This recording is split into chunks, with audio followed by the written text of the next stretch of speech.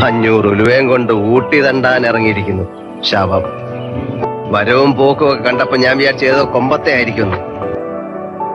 എന്റെ ജീവിതത്തിൽ ഞാൻ ഇങ്ങനെ പുലിവാല പിടിച്ചിട്ടില്ല.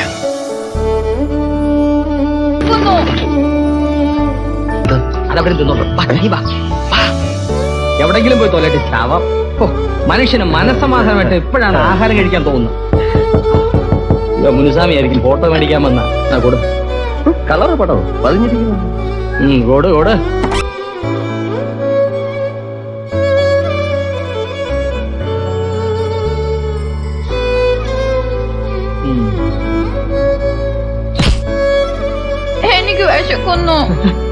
എനിക്ക് വിശക്കുന്നു.